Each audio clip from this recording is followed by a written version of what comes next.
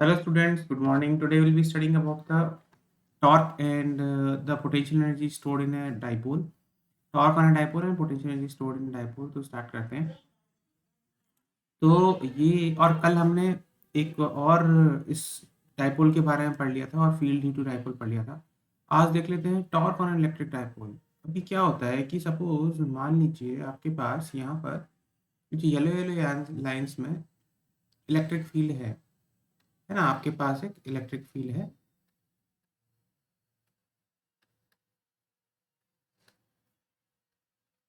Electric field है आपके पास इस डायरेक्शन में, जो मैंने यहाँ पर लाइन से लेफ्ट से राइट डायरेक्शन में दिखाया हुआ है। और आपके पास यहाँ पर ना दो चार्ज है, मैं एक्चुअली में डाइपोल है आपके पास रखा हुआ है, ये प्लस क्यू चार्ज का और ये माइनस क्यू चार्ज का। और इन दोनों के बीच में डिस्टेंस कुछ भी मान लेते हैं, इनके बीच में डिस्टेंस हम मान लेते हैं कि एल है।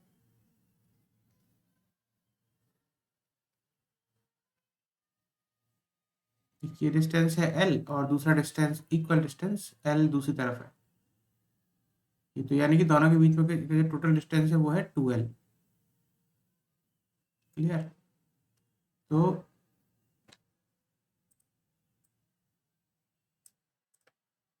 ये सेंटर है, ये एल डिस्टेंस है, ये भी एल डिस्टेंस है। अब यहाँ क्या है, तो सबसे पहले तो हम इसके ऊपर टॉर्क कैलकुलेट करने की कोशिश करते हैं कि इसके ऊपर टॉर्क कितना लगेगा। फिर इसको फटाफट इसकी वैल्यू कैलकुलेट करके इसका एनालिसिस कर लेंगे। तो सबसे पहले तो इसके ऊपर अगर देखेंगे प्लस क्यू चार्ज के ऊपर जो फोर्स लग रही होगी वो राइट डायरेक्शन में लग रही होगी हमारी, और उसकी वैल्यू क्या होगी ई इंटू प्लस क्यू। ऐसे ही जो माइनस क्यू चार्ज है उसके ऊपर जो फोर्स लग रही होगी वो लग रही होगी अपोजिट डायरेक्शन में, और उसकी वैल्यू होगी ई क्यू अपोजिट डायरेक्शन में। ई इंटू माइनस क्यू होता है, डायरेक्शन अपोजिट हो जाएगा, ये माइनस क्यू चार्ज है। अब यहाँ पर हम लोग क्या करते हैं, हमें एक्चुअली हमने कोई एक ऐसी पोजीशन ली है जिसमें कि जो एंगल बना रहा है, ये जो डाइपोल है, डाइपोल जो की जो एक्सिस है वो एंगल बना रही है with the major x axis, जो कि ये एक्सिस थीटा एंगल बना रही है उससे। तो यहाँ पर इसके ऊपर टॉर्क क्या लगेगा, अगर हम देखेंगे कि टॉर्क क्या होता है, फोर्स इंटू परपेंडिकुलर डिस्टेंस, है ना। Force torque due to force on plus q charge वो होगा EQ into this perpendicular distance. This perpendicular distance will be what? This will be equal to L sin theta. Similarly, ये जो perpendicular distance है इसकी value है L sin theta नीचे, correct. तो torque due to plus q क्या होगा, torque due to plus q charge that will be equal to EQ into L sin theta, force into perpendicular distance about the origin हो। ऐसे ही torque due to minus q distance, और ये जो torque ऊपर plus Q निकाला है ये है एक्चुअली में क्लॉकवाइज डायरेक्शन में, है ना। और टॉर्क इंटू माइनस क्यू क्या होगा, E into Q into L sine theta, और ये भी क्लॉकवाइज डायरेक्शन में होगा अबाउट ओरिजिन। ठीक है। नेट टॉर्क कितना हुआ, torque due to plus q plus torque due to minus q, because दोनों का डायरेक्शन सेम ही है क्लॉकवाइज। तो E q L sine theta plus E q L sine theta, तो ये हुआ 2EQL साइन थीटा। अब हमें ये पता है कि E Q into 2L sine theta, हमें ये पता है कि Q इंटू 2L क्या होता है, P होता है, P is Q into 2L, यानी कि डाइपोल मोमेंट। तो हम इसको लिख सकते हैं ई पी साइन थीटा। अब ये जो आपके पास आया है टॉर्क नेट, इसको आप देखोगे ना, ये जो चीज़ जो मैंने निकाली है E P sine theta, this E P sine theta आपको पता होगा कि ये एक्चुअली में वेक्टर में एक क्रॉस प्रोडक्ट होता है। तो टॉर्क नेट हमारे पास क्या हो गया, टॉर्क नेट हो गया torque is equal to P vector cross E vector, where sin theta is the angle between p vector and e vector. है ना। तो ये टॉर्क की वैल्यू आ गई। तो ये आप इस तरह से टॉर्क निकाला जाता है डायपोल के ऊपर। अब आ जाते हैं मिनिमम टॉर्क कब लगेगा और मैक्सिमम टॉर्क कब लगेगा, क्योंकि हमारे पास जो टॉर्क नेट की वैल्यू आई है वो आई है पीई साइन थीटा। और जब ये जो वैल्यू है टॉर्क नेट मैक्सिमम कब होगा, ये मैक्सिमम तब होगा जब टॉर्क जब साइन थीटा मैक्सिमम होगा। सब साइन थीटा कब मैक्सिमम होता है, साइन थीटा की वैल्यू होती है 1, जो कि मैक्सिमम वैल्यू होती है वो theta is equal to 90 degree पर होती है। तो इसका मतलब जो हमारी जो टॉर्क मैक्सिमम टॉर्क की जो वैल्यू होगी वो होगी पी ई साइन 90, यानी कि पी इंटू ई, ये हो गई टॉर्क मैक्स की वैल्यू। और मिनिमम कब होता है ये वाली चीज, जब साइन थीटा मिनिमम होता है। वो कब होगा, 0 डिग्री पे, क्योंकि साइन थीटा की मिनिमम वैल्यू 0 होती है एट 0 डिग्री एंगल। तो टॉर्क जो मिनिमम वैल्यू हो गई वो हो गई torque minimum is equal to P E sine 0 degree, sine 0 degree 0, तो इसकी वैल्यू हो गई 0। तो टॉर्क मिनिमम 0 हो गया। अब आपको ये समझ में आ गया कि टॉर्क कब इसका मैक्सिमम होगा कब मिनिमम होगा। जब थीटा की वैल्यू 90 डिग्री होगी तब टॉर्क मैक्सिमम होगा, और थीटा की वैल्यू जब 0 डिग्री होगी तब टॉर्क मिनिमम होगा। ठीक है, यही चीज यहाँ पर बताया हुआ है लेफ्ट में, जो मैंने आपको ड्राइव करके दिखाया है।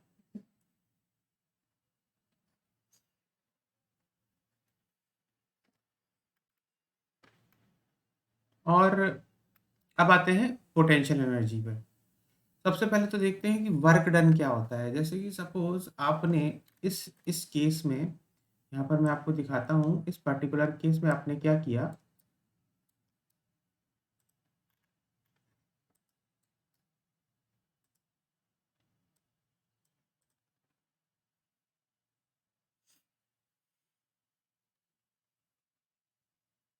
इस पर्टिकुलर केस में आपने टॉर्क निकाला एक पर्टिकुलर पोजीशन पे। अब आप इसको ऐसे एज्यूम करो कि मान लो इस सेम चीज को ना, ये थीटा था, आपने इसको सेम चीज को डिस्प्लेस किया by an angle what, by an angle theta degree, delta theta.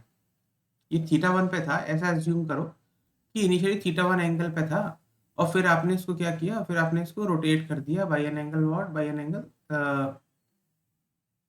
Theta 2। तो अब जो नया एंगल हो गया इसका वो हो गया है थीटा 2। तो इसमें वर्क डन कितना होगा ये कैलकुलेट करने की कोशिश करते हैं। मैं थोड़ा सा आपको डायग्रामेटिकली इसको बना के दिखा देता हूँ फटाफट। ये है,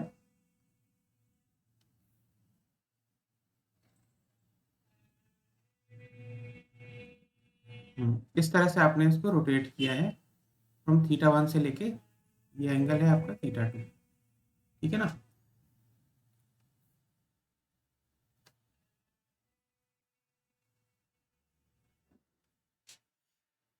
ऐसे करके रोटेट कर दिया है। तो इसमें वर्क डन आपको कैलकुलेट करना है। तो अब देखिए यहाँ पर क्या होता है कि जब भी डेल्टा डब्ल्यू आपको कैलकुलेट करना है वर्क डन, तो वो यूजुअली क्या होता है torque into d theta, torque delta theta. अब टॉर्क की वैल्यू हमारे पास क्या आई है, P E sine theta d theta. तो ये डेल्टा डब्ल्यू हो गया। इसको आप डी डब्ल्यू भी कह सकते हैं। अगर हल्के से एंगल के लिए आप थीटा डी थीटा एंगल के लिए आपने इसको डिस्प्लेस किया है, तो इसका जो वर्क डन होगा P sign torque into डीटा, P sine theta into डीटा। अगर आपको इसको पूरा पूरा वर्क डन निकालना है तो आपको इस वैल्यू को इंटीग्रेट करना पड़ेगा फ्रॉम व्हाट, फ्रॉम थीटा 1 से लेके थीटा 2 तक। और तो आपका टोटल वर्क डन निकल जाएगा। तो this will be equal to W net is equal to P E, constant है बाहर आ जाएगा। Integration of sine theta is minus cos theta, theta 1 से लेके थीटा 2 तक। तो P E into minus cos theta 2 minus of minus cos theta 1। तो यहाँ पर वर्क डन क्या हो गया, P E into cos theta 1 minus cos theta 2। ये आपका वर्क डन हो गया। ठीक है, तो ये आपका वर्क डन निकल गया है। तो जो कि हमने यहाँ पर इधर दिया हुआ है दिस वर्क डन हमने कैलकुलेट करके आपको बता दिया किस तरह से वर्क निकालते हैं। अब यहाँ क्या होता है, अगर आपको पोटेंशियल एनर्जी निकालनी होती है तो एक्चुअली में हमें क्या पता है कि पोटेंशियल एनर्जी के बारे में, potential energy is negative of the work done.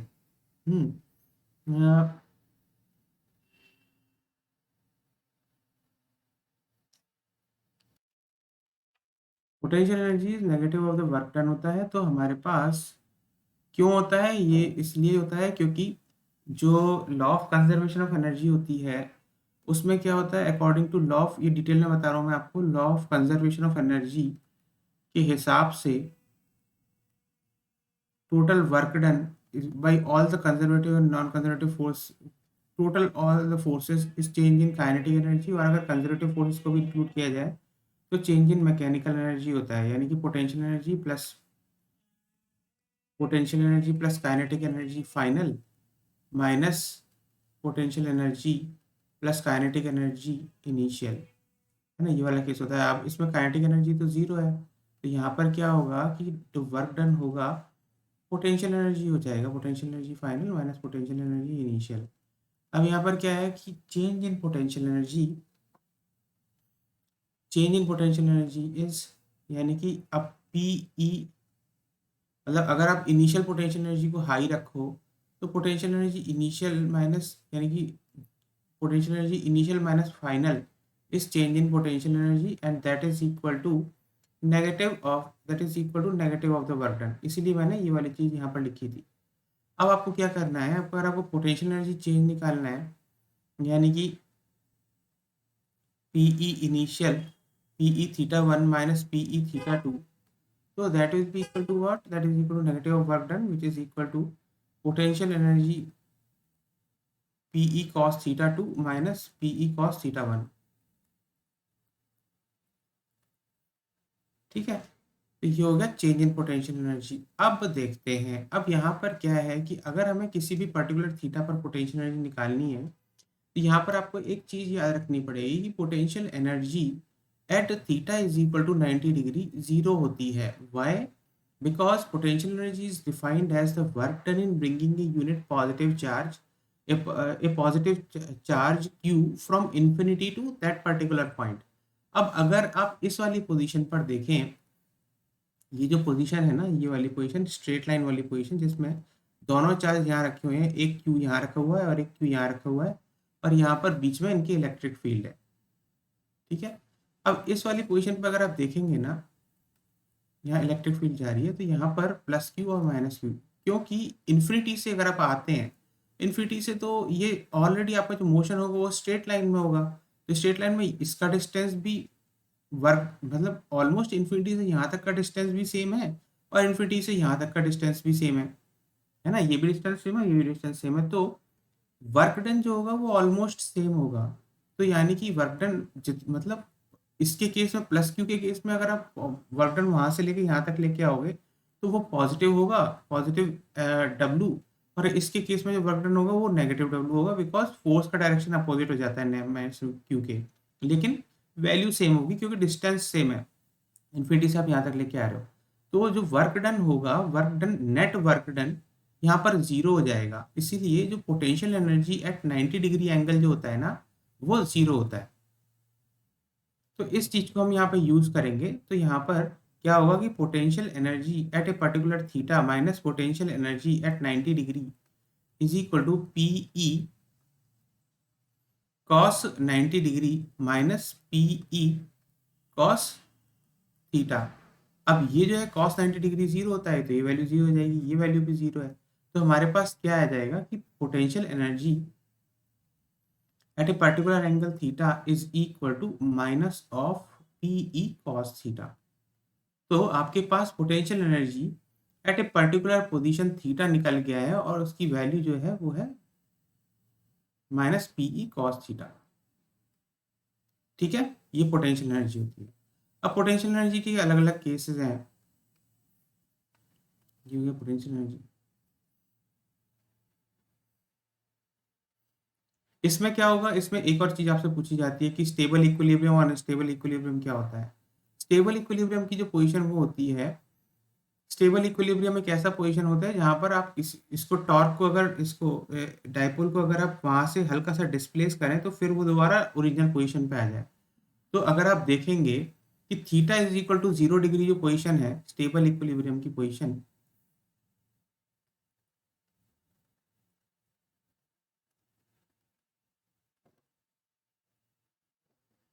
जब आप theta is equal to 0 degree से आप इसको डिस्प्लेस करेंगे ना, मतलब इसको हल्का सा रोटेट किया, तो टॉर्क उस तरीके से लगेगा जो कि उसको दोबारा उसी पोजीशन पर लाने की कोशिश करेगा, है ना। अभी आप ऊपर देख सकते हैं, जैसे यहाँ 0 डिग्री पोजीशन से मैंने इसको डिस्प्लेस किया ऊपर की तरफ, तो टॉर्क, जो नेट टॉर्क है, उसको क्लॉकवाइज घुमा के फिर 0 डिग्री पोजीशन पे लाने की कोशिश कर रहा है। इसीलिए 0 degree position position of stable equilibrium है, और थीटा इज इक्वल टू पाई पे भी सेम ही चीज होगी, है ना। तो उसके केस में स्टेबल इक्विलिब्रियम की कंडीशन ये है कि जब theta is equal to 0 degree होगा, थीटा इक्वल टू 0 डिग्री पर जो नेट टॉर्क है वो आपका जो होगा वो पीई साइन थीटा होता है, तो पीई वो 0 डिग्री होगा, नेट टॉर्क 0 हो जाएगा, है ना। अब आते हैं अनस्टेबल इक्विलिब्रियम की कंडीशन पे। अनस्टेबल इक्विलिब्रियम होगा कहाँ पर, थीटा इज इक्वल टू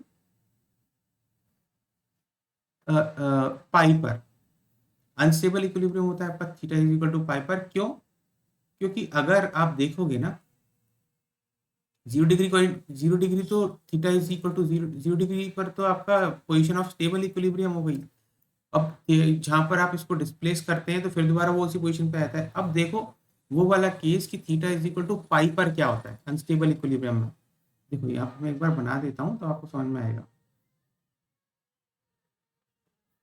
ये आपके पास दो चार है,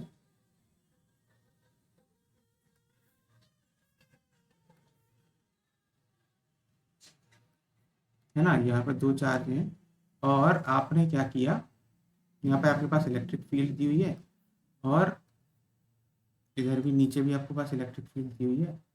अब इसमें आपने क्या किया ना, इसमें आपने इस चीज को यहाँ पे थोड़ा सा इसको डिस्प्लेस कर दिया ऐसे।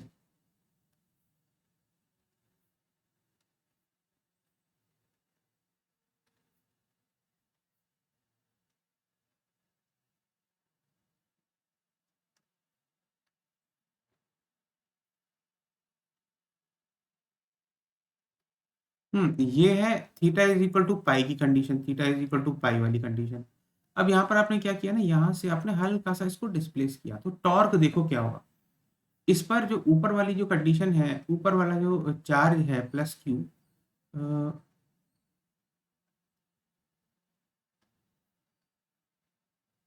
इस पर जो टॉर्क फोर्स लग रही है इस डायरेक्शन में लग रही है प्लस क्यू पर, और ये है प्लस क्यू और ये है माइनस क्यू, ये theta is equal to pi degree, pi condition है, और ये है माइनस क्यू। इसके ऊपर जो जो टॉर्क लग रहा होगा वो क्या लग रहा होगा, इधर की तरफ,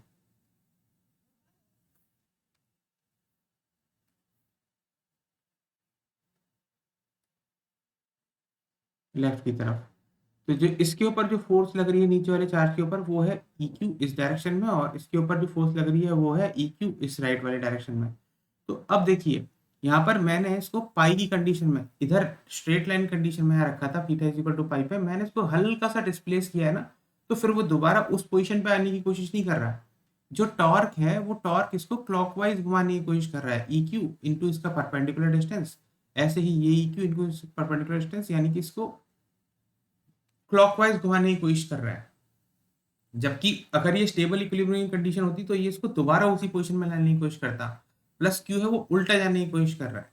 तो ये ऐसी पोजीशन, इक्विलिब्रियम पोजीशन जहां से आपने हल्का सा डिस्प्लेस किया, तो कभी भी जो सेटअप है वो दोबारा उस पोजीशन में आने की कोशिश नहीं करता है, उसको हम कहते हैं कंडीशन ऑफ अनस्टेबल इक्विलिब्रियम। तो theta is equal to pi degree is the condition of unstable equilibrium, ठीक है। और एक न्यूट्रल इक्विलिब्रियम भी होता है, लेकिन न्यूट्रल इक्विलिब्रियम इस केस में है नहीं। स्टेबल और unstable equilibrium, stable equilibrium theta equal to 0 पे, unstable equilibrium theta equal to pi पर है, ठीक है।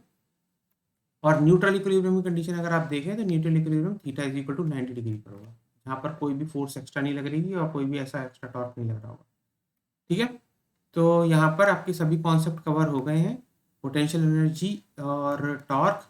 तो अब हम इसके ऊपर एक प्रॉब्लम देखेंगे।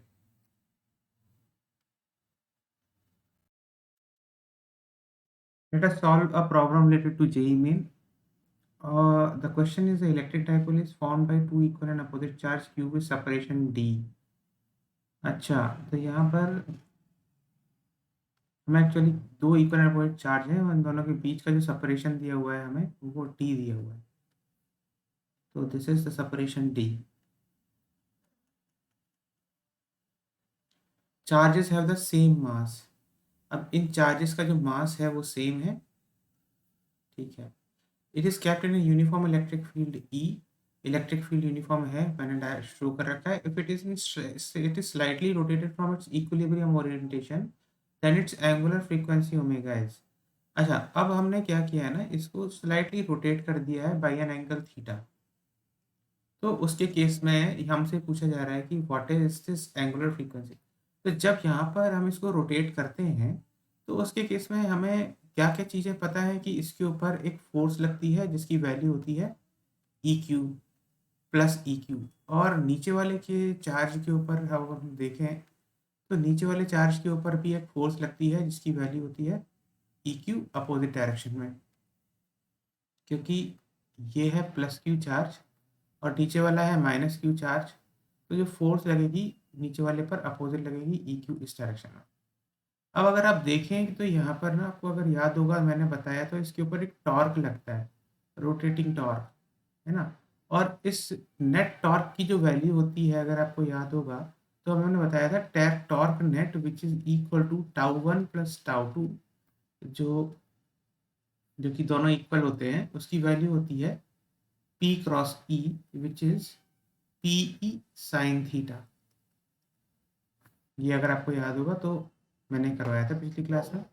तो अब क्या है ना, ये रेस्टोरिंग टॉर्क है। अगर आप इसको देखें तो ये जो टॉर्क है ये रेस्टोरिंग टॉर्क है, इसको दोबारा उसी पोजीशन पर लाने की कोशिश करता है। तो टॉर्क नेट की वैल्यू हो गई ही पी ई साइन थीटा। अब अगर मैं इस थीटा को बहुत स्मॉल मानता हूँ, थीटा इज स्मॉल, तो sine theta can be approximated to be equal to theta. तो उस केस में मेरा जो टॉर्क नेट हो जाएगा रेस्टोरिंग टॉर्क, टॉर्क नेट जो इसकी केस में टॉर्क रेस्टोरिंग है, restoring torque is equal to P E into theta.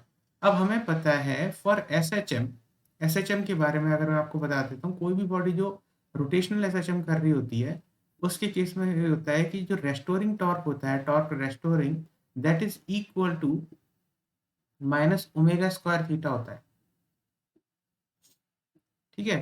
क्योंकि torque restoring this is this, और इसकी जो वैल्यू होती है वो एक्चुअली में एसएचएफ की जो इक्वेशन होती है वो क्या होती है, I d square theta by, मतलब d square theta by t t square is equal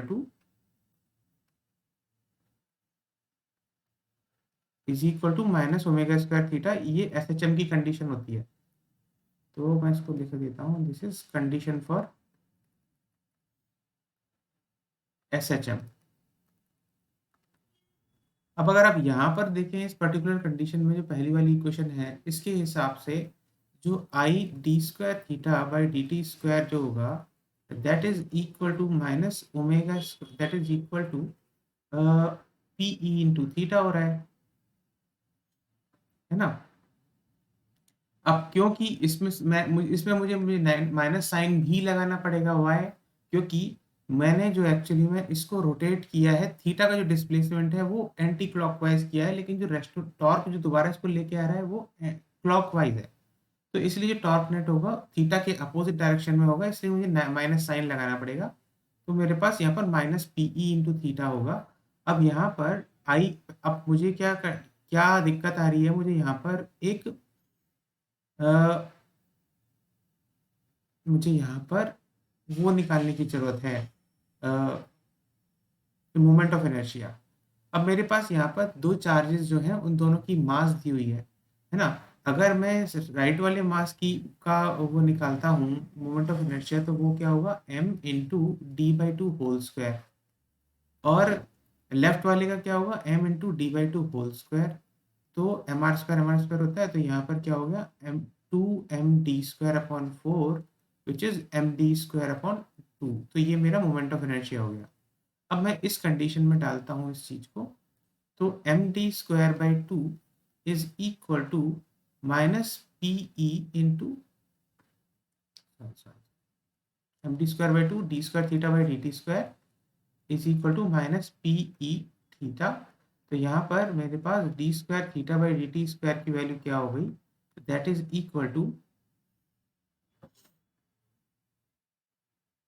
minus PE minus 2 PE by MD square into theta.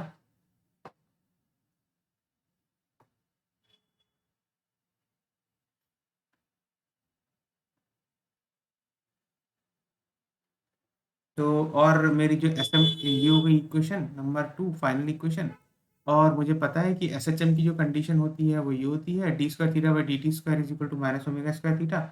इसको अगर मैं कंपेयर करूंगा तो मेरे पास डायरेक्ट वैल्यू आ जाएगी कि omega square is equal to 2 PE by MD square. तो यहाँ पर ओमेगा की वैल्यू हो गई 1/d root 2 PE by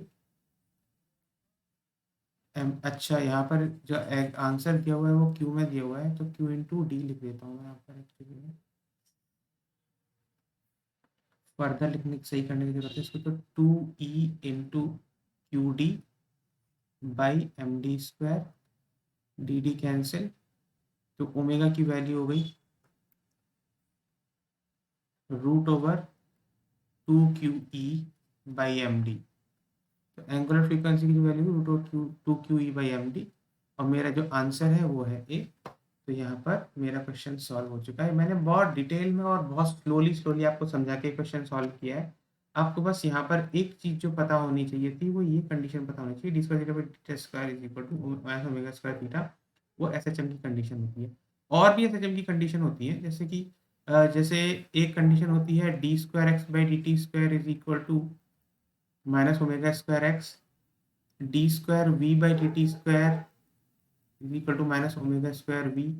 Similarly, d square a by dt square is equal to minus omega square a, where x क्या है displacement, v है velocity और a है एक्सेलरेशन। रोटेशन में ये कंडीशन होती है। ये सब कंडीशंस फॉर एसएचएम है। ठीक है, ये क्वेश्चन सॉल्व हो चुका है। All the best.